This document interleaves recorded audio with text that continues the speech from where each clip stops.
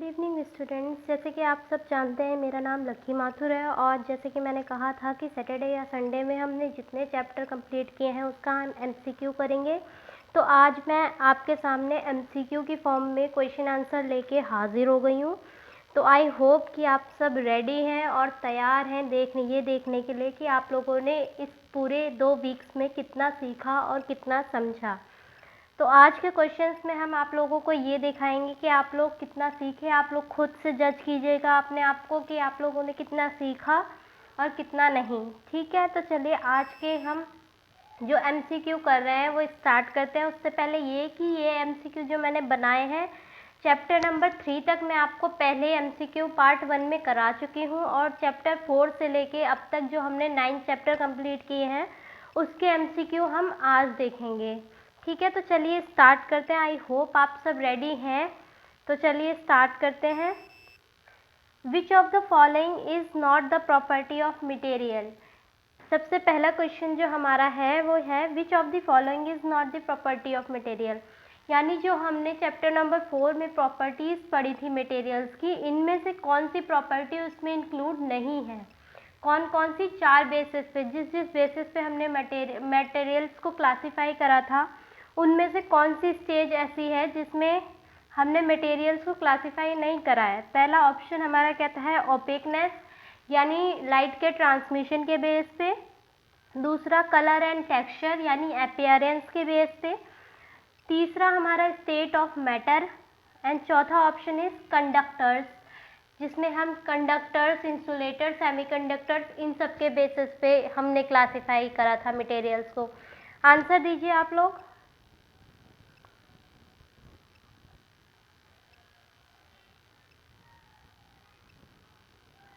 Okay students, तो इसका जो सही आंसर है वो है ऑप्शन नंबर डी, यानी 4th। कंडक्टर्स के बेस पे हमने, अगर आप लोगों को याद हो तो हमने मटेरियल्स को 4 बेसिस पे क्लासीफाई करा था। स्टेट ऑफ मैटर के बेस पे करा था, मेटल्स नॉन मेटल्स के बेस पे किया था, अपीयरेंस के बेस पे किया था और लाइट ट्रांसमिशन की कैपेसिटी के बेस पे किया था, जिसमें हमने 3 टाइप के पढ़े थे, ओपेक, ट्रांसल्यूसेंट और ट्रांसपेरेंट। ओके, तो चलिए दूसरा क्वेश्चन देख लेते हैं हम।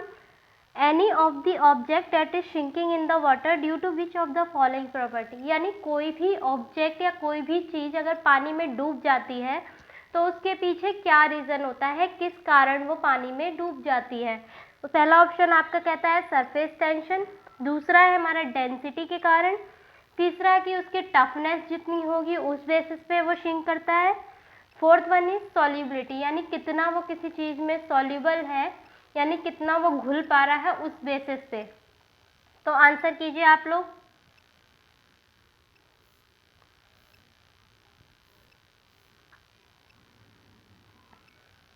ओके, हाँ, तो जैसे मैंने आपको बताया था कि कोई भी चीज़ अगर पानी में डूब रही है तो वो किस कारण या फ्लोट कर रही है, वो किस वजह से होती है, डेंसिटी की वजह से होती है।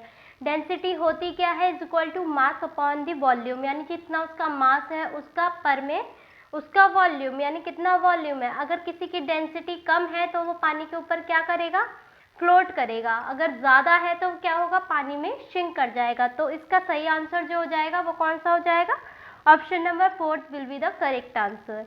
ओके, आंसर मैंने एंड में सबके क्वेश्चंस के दे रखे हैं, आप चाहें तो आंसर एंड में देख सकते हैं सबके। नेक्स्ट क्वेश्चन देखते हैं हम अपना।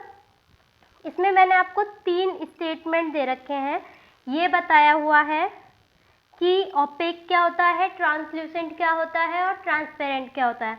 ओपेक क्या चीज़ होती है, जिसमें से लाइट बिल्कुल भी ट्रांसमिट नहीं होती, वो हमारे कैसे ऑब्जेक्ट्स होते हैं, वो हमारे ओपेक ऑब्जेक्ट्स होते हैं। ट्रांसल्यूसेंट्स हमारे कौन से ऑब्जेक्ट्स होते हैं, जिनमें से हमें पार्शियली लाइट पास होती है, और ट्रांसपेरेंट वो जिनमें से कंप्लीटली लाइट पास हो जाती है। ठीक है ना, तो सॉरी, तो आपका क्वेश्चन ये है कि वाटर और वुड किस टाइप के ऑब्जेक्ट्स हैं, ओपेक और ट्रांसपेरेंट है, ट्रांसपेरेंट या ट्रांसल्यूसेंट है, ट्रांसल्यूसेंट या ओपेक है, या इनमें से कोई भी नहीं है।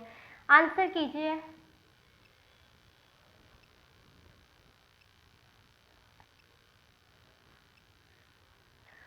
ओके स्टूडेंट्स, तो जैसे कि आप सब जानते हैं वाटर क्या है हमारा। वाटर एक ट्रांसपेरेंट ऑब्जेक्ट है। क्यों? क्योंकि आप अगर वाटर में से लाइट पास आउट करेंगे तो लाइट कंप्लीटली ट्रांसमिट हो जाएगी, मतलब वो पूरा आर पार हो जाती है लाइट। वहीं अगर आप वुड का इसका एग्जांपल था ओपेक का, अगर आप वुड में से जब तक कोई छेद नहीं करेंगे तब तक लाइट के पास होने की कोई वो गुंजाइश ही नहीं है। ठीक है, अगर आप उसमें माइन्यूट सा अगर कोई छेद कर देते हैं तो वो लाइट इजीली उससे क्या हो जाएगी, पास आउट हो सकती है। यानी जो हमारा ऑप्शन हो जाएगा वो कौन सा ऑप्शन हमारा सही हो जाएगा, option number A will be the correct answer. क्योंकि वाटर क्या है हमारा, ट्रांसपेरेंट है, और वुड कैसा है हमारा, ओपेक है। चलिए फोर्थ क्वेश्चन देखते हैं हम। व्हाट इज बियोंसी, यानी बियोंसी से आप क्या समझते हैं। पहला स्टेटमेंट है कोई भी ऐसा फोर्स जो आप ऊपर की तरफ लगा रहे हैं जो कि पार्शली या जो फुली इमर्स्ड है वाटर में ऑब्जेक्ट उसके अपोजिट में लगा रहे हैं, या ऐसा कोई ऑब्जेक्ट जो ऐसे कोई आप प्रेशर लगा रहे हैं वर्ड डायरेक्शन में जो ऑब्जेक्ट इमर्स्ड है वाटर में जो उसको अट्रैक्ट कर रही है। तीसरा ऑप्शन कहता है एक डाउनवर्ड नीचे की साइड आप फोर्स लगा रहे हो जो वाटर में डूबी हुई चीज है उसके अपोज करती हुई फोर्स आप नीचे की डायरेक्शन में लगा रहे हो। चौथा ऑप्शन जो है वो हमारा कहता है कि एक डाउनवर्ड फोर्स जो आप एक्सर्ट कर रहे हैं जो कि ऑब्जेक्ट्स को उसके वेट को अट्रैक्ट कर रही है अपनी साइड। तो आंसर दीजिए आप लोग मुझे।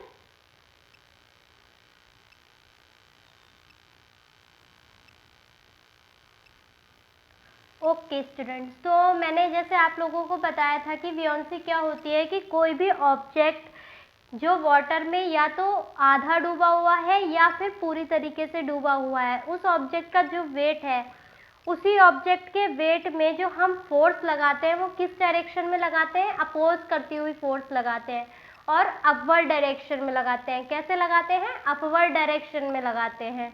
ठीक है ना, तो ये हमारा कौन सा ऑप्शन सही हो जाएगा, option number A will be the correct answer. Okay students, चलिए दूसरा चलते हैं।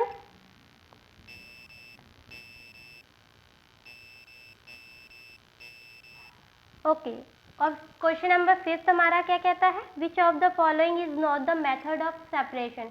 आपको याद होगा ना, मैंने बहुत टाइप के मेथड्स आप लोगों को सेपरेशन के पढ़ाए थे जिनमें हमारा इवेपोरेशन और ये कंडेंसेशन और न जाने बहुत सारे मेथड इन्वॉल्व थे।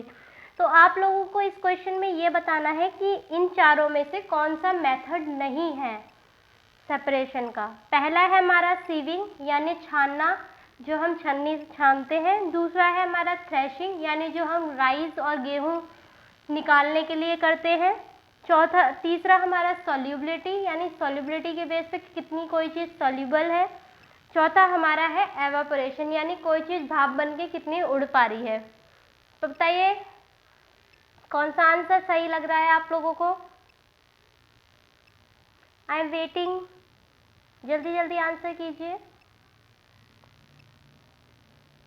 या राइट स्टूडेंट्स, क्योंकि मैंने आपको बताया था कि छन्नी से हमें चाय छानने की ज़रूरत पड़ती है। क्यों? ताकि जो मटेरियल हमारे काम का है वो हमें मिल जाए और जो काम का नहीं है वो ना मिले। ठीक है, जैसे पत्ती तो आप नहीं खाओगे ऑब्वियसली ना, तो यानी सीविंग तो सही है, हमारा मेथड है सेपरेशन का। दूसरा हमारा थ्रेशिंग, यानी आपको मैंने ये एग्जाम्पल देके समझाया था ना कि गेहूँ और चावल की जब फसलें बड़ी हो जाती हैं तो हम उन्हें काट के कुछ दिन धूप में सुखाते हैं, उसके बाद हम उन्हें बीट करके उसमें से गेहूं या चावल निकालते हैं। This process is done by hand और द मशीन। It's okay. और तीसरा जो सॉल्युबिलिटी के बेस पे तो मैंने ऐसा आपको कुछ भी नहीं बताया था कि ये कोई मेथड छानने का नहीं है, क्योंकि सॉल्युबल का क्या मतलब है कि कोई भी चीज़ वाटर में कितनी अच्छे से घुल पा रही है। एवापोरेशन क्या है, जो मैंने आपको समुद्र का बताया था, उसमें भी क्या हो रहा है, वाटर अगर उड़ रहा है तो हमें क्या मिल रहा है, नमक मिल रहा है, यानी छान के हमें क्या मिल रहा है, उसमें से नमक मिल रहा है। So it's also a process of separation. तो इसका आंसर कौन सा हो जाएगा, option number C will be the correct answer. Next question हमारा क्या कहता है, which of the following method farmers use to separate husk from heavier seeds of grain. यानी जो भूसा होता है ना आपका गेहूं या चावल में जो भूसा होता है उसमें से चावल और गेहूं को अलग करने के लिए आप उस भूसे को अलग करने के लिए कौन सा मेथड यूज़ करता है फार्मर। पहला है हमारा विनोइंग, जो आप खड़े होके ऊपर हाइट पे खड़े हो जाते हो और हवा की धारा डायरेक्शन में भूसा उड़ के दूर इकट्ठा हो जाता है, वो वाला प्रोसेस। दूसरा थ्रेशिंग, जो मैंने अभी आपको बताया कि सूखने के बाद हम उसे पीट पीट के निकालते हैं या वाया मशीन निकालते हैं। तीसरा हमारा सीविंग यानी छानना किसी चीज़ को, और चौथा हमारा हैंड पिकिंग। तो इसका कौन सा आंसर आप लोगों को सही लगता है आप बताइए, क्योंकि ये सारे प्रोसेस मैंने आपको बहुत अच्छे से समझाए थे। आंसर कीजिए। ओके स्टूडेंट्स, हाँ तो मैंने आप लोगों को बताया था ना कि अगर हमें कभी भी भूसे को किसी ग्रेन से अलग करना है तो हम क्या करते थे, विनोइंग का प्रोसेस अपनाते थे। कैसे कि किसी हाइट पे खड़े होके हम थोड़ा सा टिल्ट करके उस भूसे को हवा की डायरेक्शन में, एयर की डायरेक्शन में उड़ने देते थे, और वो जो भूसा दूर जाके इकट्ठा हो जाता था, जो हमारे हैवी पार्टिकल्स है वो नीचे हमारे ग्राउंड पे ग्राउंडेड होते जाते थे। ठीक है ना स्टूडेंट्स, तो अगला क्वेश्चन जो हमारा आता है क्वेश्चन नंबर 7 कि चर्निंग प्रोसेस में हम किस चीज़ को सेपरेट करते हैं। पहला ऑप्शन है हमारा मिल्क से बटर निकालते हैं, दूसरा है सैंड से हम सॉल्ट निकालते हैं, तीसरा राइस से हम स्टोन्स निकालते हैं, या फिर ये सारे ही प्रोसेस होते हैं चर्निंग प्रोसेस के थ्रू। बताइए आंसर।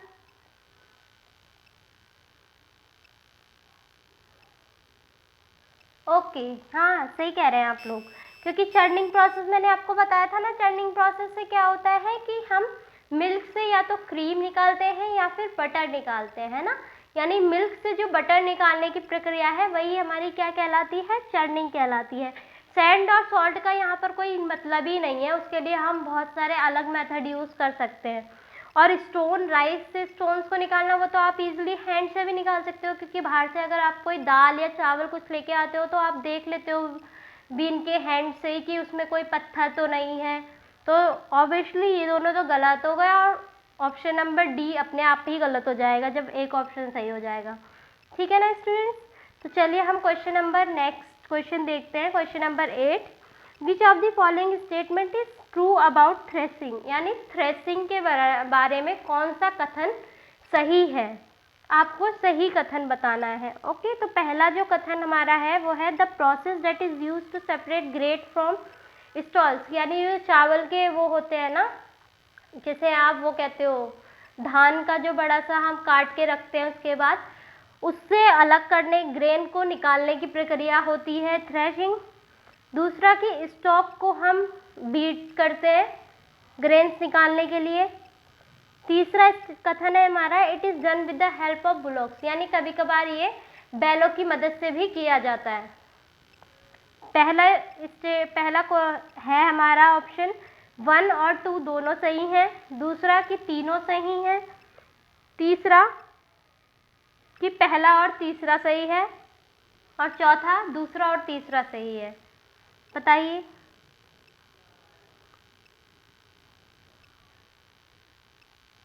ओके स्टूडेंट्स, जी हाँ, क्योंकि मैंने आपको अभी थ्रेशिंग ऊपर 2 क्वेश्चन में मैंने आपको एक्सप्लेन कर दिया कि कभी भी अगर हमें गेहूं या इनकी बालियों से अगर हमें कोई ग्रेन चाहिए, स्टॉक से ग्रेन चाहिए, तो हम उसको निकालने के लिए कौन सा प्रोसेस करते हैं, थ्रेशिंग करते हैं।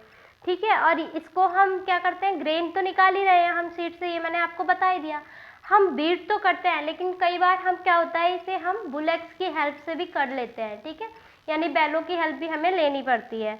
तो यानी हमारे तीनों स्टेटमेंट कैसे हो जाएंगे, सही हो जाएंगे। तो इसका आंसर कौन सा हो जाएगा, option number B will be the correct answer. Okay, next question will be the condensation is the process of converting which two states, यानी कंडेंसेशन कौन सा प्रोसेस है, कंडेंसेशन में क्या होता है, गैस से लिक्विड बनती है, लिक्विड से सॉलिड बनता है, सॉलिड से गैस बनती है, गैस से लिक्विड बनता है, या फिर लिक्विड से गैस बनता है, बताइए।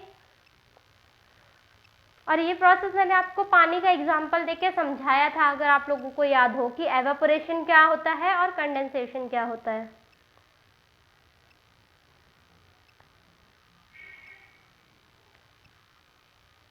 ओके, हाँ जी बिल्कुल सही, क्योंकि कंडेंसेशन में मैंने क्या बताया था कि जो वाटर वेपर्स हैं वो कैसी फॉर्म में आ जाते हैं, लिक्विड की फॉर्म में आ जाते हैं। इसका एग्जांपल मैंने आपको दिया था कि कोई भी सब्जी अगर गर्म होती है तो आप उससे ढकते हैं, जब गैस आप ऑन रखते हैं, हीट करते हैं, तब तक उसमें कोई वो नहीं हो रहा, उसमें उस टाइम पे क्या हो रहा है, एवापोरेशन हो रहा है, यानी वाटर आपका कम होता जाता है ना सब्जी में, that is called evaporation.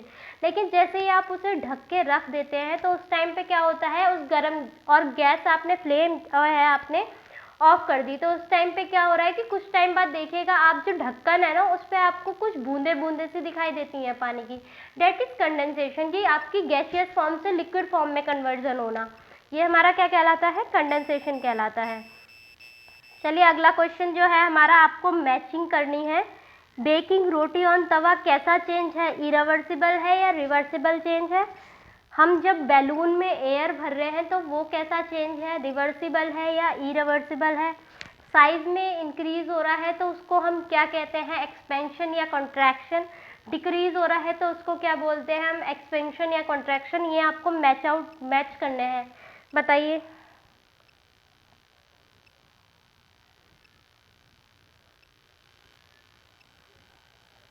Okay student, हाँ आप सबके आंसर सही हैं, क्योंकि मैंने क्या बताया था कि जब तक आप डो यानी आटा जब तक आपने तवे पे बेक नहीं करा है तब तक क्या कर सकते हो, आप उसकी शेप बिगाड़ भी सकते हो, जैसी चाहे शेप दे सकते हो। अगर आपको एक शेप पसंद नहीं आई तो आप उसकी शेप बिगाड़ के उसका दोबारा से रोल करके दोबारा से कोई और शेप दे सकते हो। लेकिन अगर एक बार आपने तवे पे बेक कर दी रोटी, है ना, उसके बाद फिर वो चेंज नहीं हो सकते पहले की तरह आटे में, तो ये हमारा कैसा चेंज हो गया है, ये हमारा इरिवर्सिबल चेंज हो गया। इरिवर्सिबल चेंज क्या है, जिसको हम दोबारा रिवर्स नहीं कर सकते, यानी वापस हम जिस चीज़ को नहीं ला सकते वो हमारा कैसा चेंज होता है, रिवर्सिबल चेंज होता है।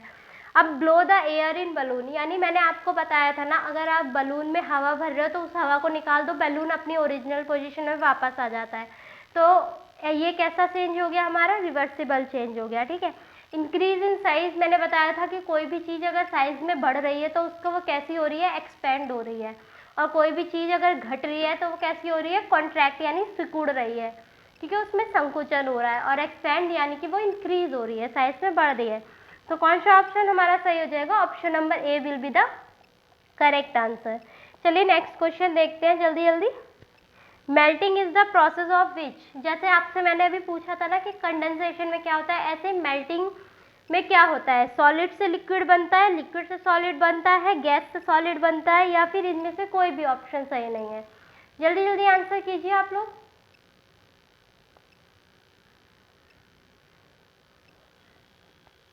ओके स्टूडेंट्स, तो मैंने आपको बताया था ना, मेल्ट का क्या मतलब है, आइस का एग्जांपल दिया था ना कि आइस को अगर आप हाथ पे रख लो तो वो बहुत जल्दी मेल्ट हो जाती है। क्यों, क्योंकि आपकी बॉडी में हीट ही इतनी है, ठीक है। तो मेल्टिंग क्या है, सॉलिड फॉर्म से लिक्विड में कन्वर्जन होना।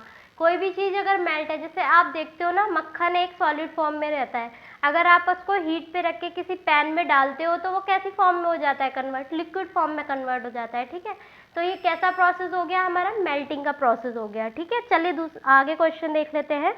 Wheat and tomato are which type of plants, मैंने ये आपको अगर याद हो तो 4 टाइप के प्लांट पढ़ाए थे, 4 या 5 टाइप के स्टेम के बेसिस पर प्लांट पढ़ाए थे, हर्ब, श्रब्स, ट्रीज, क्लाइंबर्स और क्रीपर्स। ये 5 टाइप के हमने स्टेम के बेसिस पे प्लांट्स देखे थे। तो अब आपको ये बताना है कि जो टोमेटो है और जो गेहूं का पेड़ होता है वो किस टाइप के स्टेम के एग्जाम्पल हैं, यानी किस टाइप के स्टेम प्लांट्स के एग्जाम्पल हैं। पहला ऑप्शन श्रब टाइप का, दूसरा क्लाइंबर्स, तीसरा हर्ब्स, चौथा ट्रीज। बताइए आंसर।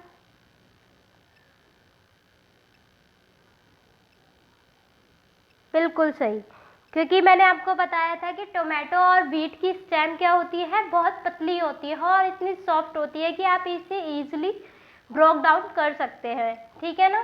तो और ये हाइट में भी कैसे होते हैं, छोटे होते हैं। तो ये किस टाइप के एग्जाम्पल हो गए, हर्ब्स टाइप के एग्जाम्पल हो गए।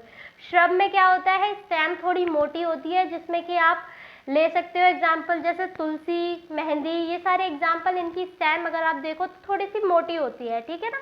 और गेहूं और टमाटर यही इनकी देख लो तो बहुत पतली सी स्टेम होती है, ठीक है। ये हो गए श्रब, ये हर्ब हो गए। और क्लाइंबर्स मैंने क्या पढ़ाया था आपको कि कोई भी चीज़ जब किसी चीज़ का सहारा लेके बढ़ती है ना तो वो कैसी चीज़ हो जाती है, क्लाइंबर हो जाती है, ठीक है। यानी स्ट्रॉबेरी का एग्जाम्पल मैंने आपको इसमें दिया था। ट्रीज तो सभी जानते हैं, अपने आसपास आए दिन आप ट्रीज देखते ही रहते हैं। चलिए आगे क्वेश्चन पे मूव करते हैं।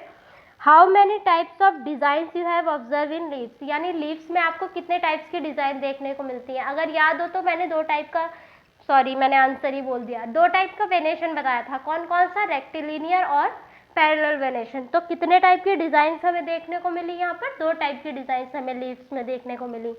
अगला क्वेश्चन देखते हैं, विच type of pattern you have observe in reticulate venation. अब मैंने आपको ये तो बता दिया कि डिज़ाइंस 2 टाइप की देखने को मिली, एक रेटिकुलेट एक पैरेलल। तो आप बताइए मुझे कि पैरेलल में किस टाइप की डिज़ाइंस रेटिकुलेट में आपको किस टाइप की डिज़ाइंस देखने को मिलती हैं। पहले रेक्टेंगुलर फॉर्म में देखने को मिलती हैं, दूसरी नेट लाइक मिलती हैं, तीसरी पैरेलल और चौथी स्क्वायर। बताइए आप लोग आंसर जल्दी जल्दी। जी बिल्कुल सही कह रहे हैं आप लोग। कैसी डिज़ाइन मैंने आपको बताया था? नेट लाइट स्ट्रक्चर बताया था, क्योंकि पैरेलल का तो नाम से ही पता चल रहा है कि कोई भी डिज़ाइन अगर लीफ पे होगी तो वो कैसी होगी?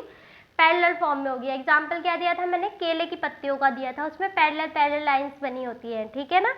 तो इसका आंसर कौन सा सही हो जाएगा हमारा? 14 का option number B will be the correct answer. Net like structure will be found. Next question देख लेते हैं, which of the following statement is true about transpiration. अब ट्रांसपिरेशन के बारे में कौन सा कथन उचित है? पहला कथन है हमारा, it is the process in which water comes out of leaves in the form of vapour, यानी ये वो प्रक्रिया है जिसमें वाटर जो है वो लीफ से बाहर निकलता है वाटर वेपर की फॉर्म में।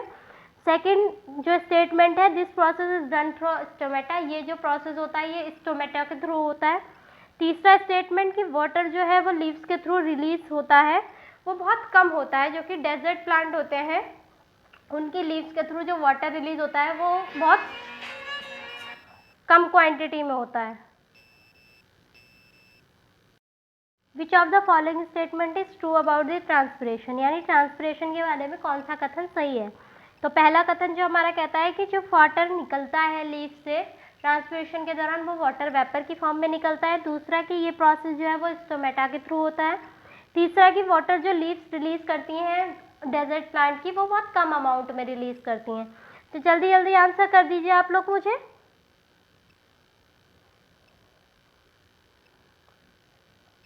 ओके, हाँ जी बिल्कुल सही, क्योंकि मैंने आपको बताया था ना, कुछ बच्चे तो सही दे रहे थे इसका आंसर, कुछ बच्चे गलत दे रहे थे, क्योंकि मैंने आपको याद हो तो पढ़ाते समय ये बताया था कि ये जो ट्रांसपिरेशन का प्रोसेस होता है वो स्टोमेटा के थ्रू होता है। और स्टोमेटा होता कहाँ है? लीव्स में एक स्ट्रक्चर होता है जिसके थ्रू ये ट्रांसपिरेशन की प्रक्रिया होती है, ठीक है। और इस प्रोसेस में ऑब्वियसली जैसे आपका एक्सक्रीशन वेस्ट बाहर निकलता है उसी टाइप से इसमें क्या होता है, प्रोसीजर में लीव्स से वाटर की फॉर्म में वेस्ट ही बाहर निकलता है, ठीक है। ये ट्रांसपिरेशन की प्रक्रिया होती है। और ये भी मैंने बताया था कि डेजर्ट में इतना पानी नहीं होता, तो लीव्स की जो स्टेम है वो मोटी होती है जिससे कि पानी उसमें स्टोर हो, और पानी ये बहुत कम अमाउंट में रिलीज करते हैं। तो इसका कौन सा ऑप्शन सही जाएगा? Option number A will be the correct answer. Next question, which of the following is not the function of roots, यानी इनमें से कौन सा फंक्शन नहीं है रूट्स का। पहला, वाटर को एब्जॉर्ब करना सॉइल से। दूसरा, प्लांट को पकड़ के रखना ज़मीन में। तीसरा, सपोर्ट प्रोवाइड करना प्लांट को। और चौथा, वाटर को लीव्स तक पहुंचाना। बताइए कौन सा फंक्शन नहीं है रूट का। बिल्कुल, क्योंकि कंडक्ट कौन करता है? वाटर स्टेम के थ्रू अदर पार्ट्स में पहुंचता है, ठीक है। अब प्लांट को रोके रखने का ज़मीन में काम कौन कर रहा है? रूट कर रहा है। जो रूट में जो सॉइल में वो न्यूट्रिएंट्स और वाटर है वो सारा कौन एब्जॉर्ब करके ऊपर भेज रहा है? रूट भेज रही है। तो रूट ही क्या करती है? प्लांट को ज़मीन में प्रोवाइड करती है, मतलब एक सपोर्ट भी प्रोवाइड कर रही है और उसे पकड़ के भी रख रही है, ठीक है। तो इसका ऑप्शन नंबर कौन सा सही हो जाएगा? Option number D will be the correct one. Next जो क्वेश्चन है हमारा, विच of the following is not included in the female part of the flower, यानी फीमेल का जो पार्ट होता है फ्लावर में उसमें कौन सा इन चारों में से नहीं है। पहला पिस्टिल, दूसरा ओवरी, तीसरा पेटियोल, पहला पिस्टल ऑप्शन है, दूसरा हमारा ओवरी है, तीसरा हमारा स्टेमन और चौथा हमारा स्टाइल। तो बताइए जल्दी जल्दी। ओके स्टूडेंट्स, यस बिल्कुल सही कह रहे हैं आप लोग, क्योंकि मैंने आपको बताया था कि स्टिग्मा, स्टाइल और ओवरी तीनों चीज़ों को मिला के हमारा क्या बनता है? पिस्टल बनता है। और पिस्टल हमारा कैसा पार्ट है? फीमेल पार्ट है, ठीक है ना। तो पिस्टल तो सही है, ओवरी उसमें इंक्लूड है, ओवरी भी सही है, स्टाइल भी सही है। अब स्टेमन जो है ना, एंथर और फिलामेंट को अगर हम मिला के बोले तो हम क्या बोलते हैं, स्टेमन बोलते हैं। स्टेमन कौन सा पार्ट हो गया, मेल पार्ट हो गया, तो यही पार्ट जो है वो फीमेल का नहीं है, तो आपका आंसर भी क्या हो जाएगा, स्टेमन हो जाएगा। ठीक है, चलिए नेक्स्ट क्वेश्चन देख लेते हैं कि लीव्स पे जो आपको लाइनें दिखती हैं उन लाइनों को हम क्या कहते हैं। पहला ऑप्शन है मिडरिब कहते हैं, दूसरा हमारा वेन, तीसरा हमारा पेटियोल और चौथा हमारा लेमाइना। आंसर दीजिए। ओके, हाँ जी बिल्कुल सही, क्योंकि मैंने आपको बताया था ना कि जो लाइंस आपको लीव्स पे दिखती है उसको हम क्या कहते हैं, वेन्स कहते हैं। और वहीं अगर जो आपके पेटियोल क्या होता है, पेटियोल जो आपके स्टेम से कनेक्टेड पोर्शन होता है ना लीव का नीचे वाला, उसे हम क्या कहते हैं, पेटियोल कहते हैं। लमाइना जो आपकी लीव्स की धाराएं है ना, जो आउटर लाइनिंग होती है, ग्रीन पोर्शन होता है ब्रॉड सा, उसको हम क्या कहते हैं, लमाइना कहते हैं। और मिड रिब मैंने आपको बताया था जो डिवाइड करती है लीव्स को दो भागों में, उसे क्या कहते हैं हम, मिड रिब कहते हैं। ठीक है, चलिए अगला क्वेश्चन देखते हैं। Shoulder is an example of which type of joints, यानी शोल्डर किस टाइप के जॉइंट का एग्जाम्पल है। पहला पाइवोटल जॉइंट, दूसरा फिक्स जॉइंट, तीसरा हिंज जॉइंट और चौथा बॉल एंड सॉकेट जॉइंट। तो बताइए आंसर क्या होगा, जल्दी जल्दी आंसर कीजिए। यस स्टूडेंट्स, क्योंकि मैंने आपको क्या बताया था, शोल्डर एक ऐसी चीज़ है जो एक कैविटी की तरह है जिसमें हमारे जो हाथ की बोन वो क्या है, फिटेड है। तो ये हमारा कैसा जॉइंट है, बॉल एंड सॉकेट जॉइंट है। ठीक है ना, चलिए आगे बढ़ते हैं। ओके, अगला क्वेश्चन देखते हैं। How many ribs you have found in human body. अगर आप लोगों को याद हो तो मैंने आपको बताया था कि जो आपके चेस्ट के चारों तरफ आपको दिखता है, अगर आप फील करें जब आप सांस लेते हैं तो वो चीज़ क्या फील होती है और वो कितनी होती है हमारी बॉडी में, वो रिब्स होती है। ठीक है, और हमारी बॉडी में होती कितनी है, 12 पेयर्स होते हैं, 14 पेयर्स होते हैं, 11 पेयर्स होते हैं, 15 पेयर्स होते हैं। आंसर कीजिए। हाँ जी बिल्कुल सही, कि मैंने आपको पढ़ाते टाइम भी बताया था कि हमारी बॉडी में रिब्स के कितने पेयर मिलते हैं, 12 पेयर मिलते हैं। अगर दोनों साइड के हम मिला दें तो वो कितने हो जाते हैं, बताइए कितने हो जाते हैं, 24 हो जाते हैं। जिस तरीके से क्रोमोसोम पेयर में पाया जाता है उसी तरीके से जो आपके रिब्स है ना वो भी पेयर में ही मिलते हैं। तो हमारी बॉडी में कितने पेयर मिलते हैं, 12 पेयर मिलते हैं। ठीक है, तो option number A will be the correct one.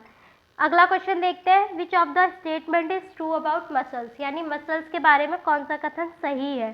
पहला कि जो स्वेलन रीजन आपके ऊपर वाली आर्म में आपको महसूस होता है वो मसल्स कहलाती हैं। दूसरा ये कहता है कि मसल हमेशा पेयर में काम करती हैं। तीसरा कि मसल जो है वो सिर्फ पुल करती है, पुश का काम नहीं करती हैं। चौथा कहता है कि जब मसल कॉन्ट्रैक्ट करती है तो बोन हमारी क्या होती है, वो पुल होती है आगे की साइड। ठीक है, बताइए आंसर।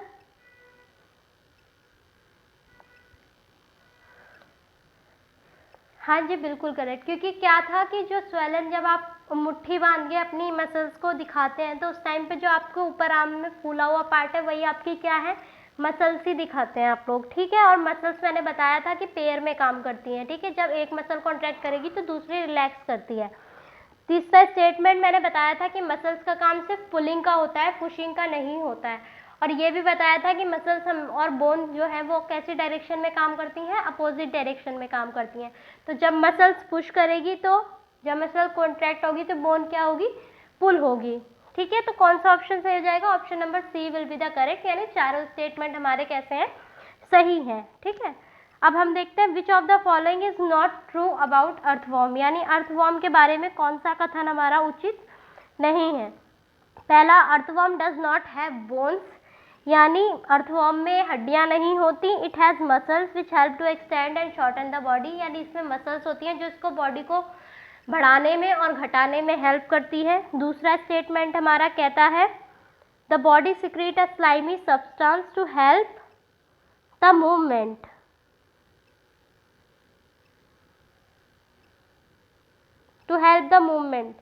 तीसरा स्टेटमेंट है the earthworm respire through gills, यानी अर्थवॉर्म जो सांस लेता है वो गिल्स के थ्रू लेता है।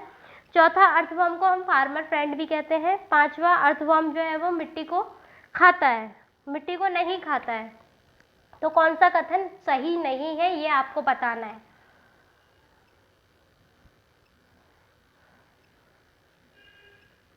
हाँ जी, क्योंकि मैंने आपको बताया था ना कि अर्थवर्म एक ऐसा एनिमल है जिसमें कोई बोन्स नहीं होती, वो जो मसल्स होती हैं उसी के थ्रू फंक्शन करती है उसकी बॉडी।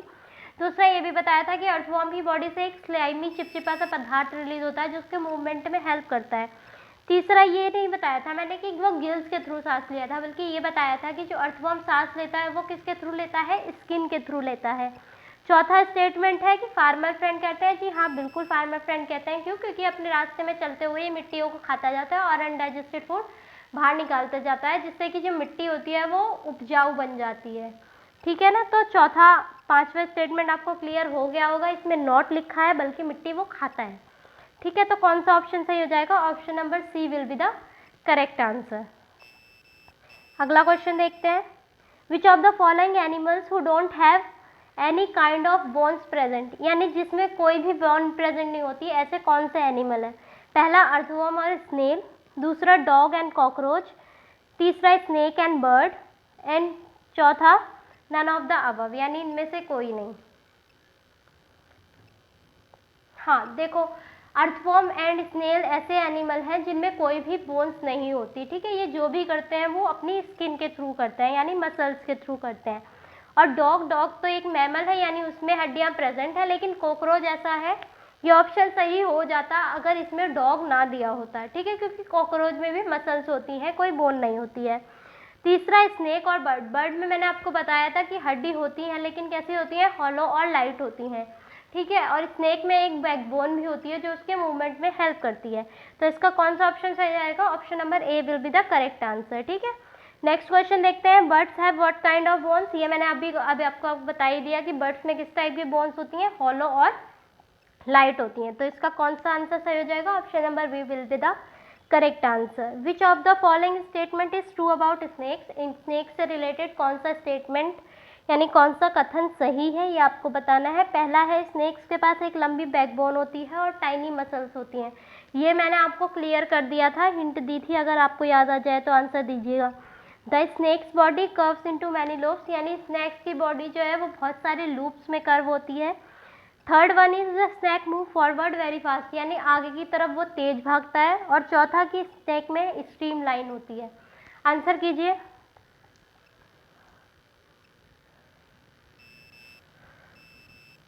हाँ जी बिल्कुल सही, क्योंकि स्नेक में मैंने आपको बताया था कि एक लंबी बैकबोन होती है और छोटी छोटी मसल्स होती हैं। ठीक, स्नेक्स की बॉडी लूप्स की फॉर्म में, और ये मैंने बताया था कि स्नेक जब भी चलता है तो वो कैसे चलता है, एस शेप में चलता जाता है। ठीक है, यानी जिगजैग मैनर में चलता है। तीसरा कि स्नेक आगे की तरफ बहुत फास्ट बढ़ता है, ऑब्वियसली आगे की तरफ वो जब मूव करता है तो बहुत फास्टली मूव करता है। चौथा कि स्ट्रीमलाइन होती है, जी नहीं, स्ट्रीमलाइन किस में फाउंड होती है, हमें फिश वगैरह में फाउंड होते हैं, यानी जितने भी एक्वेटिक एनिमल्स हैं उसमें हमें क्या देखने को मिलता है, स्ट्रीमलाइन देखने को मिलता है। तो स्नेक में हमें स्ट्रीमलाइन नहीं देखने को मिलती। ठीक है, तो इसका कौन सा ऑप्शन सही हो जाएगा, option number D will be the correct, 1, 2 and 3 will be the correct answer. Next देखते हैं कि lion, deer and bear are live in which type of habitat, यानी लॉयन, डियर और बियर ये किस टाइप के हैबिटेट में रहते हैं। पहला डेजर्ट्स में, दूसरा ग्रासलैंड्स में, तीसरा ओशियंस में, चौथा माउंटेन पर। बताइए, जल्दी जल्दी आंसर कीजिए, 4 क्वेश्चन और रहते हैं हमारे। जी हाँ, फॉरेस्ट और ये सब में रहते हैं। तो फॉरेस्ट वगैरह किस हैबिटेट के अंदर आता है, ग्रासलैंड्स के अंदर आता है। किस हैबिटेट में आ रहा है, ग्रासलैंड के अंदर आ रहा है। ठीक है ना, तो लॉयन, डियर और बियर हमारे कहाँ रहते हैं, ग्रासलैंड में रहते हैं। चलिए अगले देख लेते हैं, लास्ट 4 क्वेश्चन देखते हैं हम। विच of the following is the correct statement, यानी इन तीनों में से कौन सा स्टेटमेंट सही है। एनिमल जो माउंटेन रीजन्स में रहते हैं उनके पास मोटे मोटे फर होते हैं जो उन्हें प्रोटेक्ट करते हैं सर्दियों से। माउंटेन गोट के पास हूफ्स होते हैं भागने के लिए हिल्स पर। तीसरा, ट्रीज जो माउंटेन पे मिलते हैं वो कोन शेप्ड होते हैं और उनकी ब्रांचेस स्लोपिंग होती है। बताइए, अगर आप सबको याद हो तो मैंने बताया था कि जो माउंटेन जैसे जैसे हिल्स पे जो ट्रीज मिलते हैं उनके वो ट्रीज किस शेप में होते हैं, कोन शेप में होते हैं, जैसे आपका क्रिसमस ट्री होता है उस शेप में होते हैं। ठीक है, और इनकी स्लोपिंग ब्रांचेस होती हैं। ये भी बताया था कि जो इस माउंटेन रीजन में एनिमल मिलते हैं उनके फर इतने मोटे होते हैं ताकि वो रजाई का काम करते हैं उनको सर्दी से बचाने के लिए। ठीक है, दूसरा ये भी बताया था कि जो माउंटेन की गोट है उसके पास हूफ्स होते हैं जिससे कि वो हिली एरियाज पे फास्ट रनिंग कर सकती है। ठीक है, तो तीनों स्टेटमेंट हमारे क्या हो जाएंगे, सही हो जाएंगे। तो कौन सा ऑप्शन सही हो जाएगा, option number A will be the correct answer.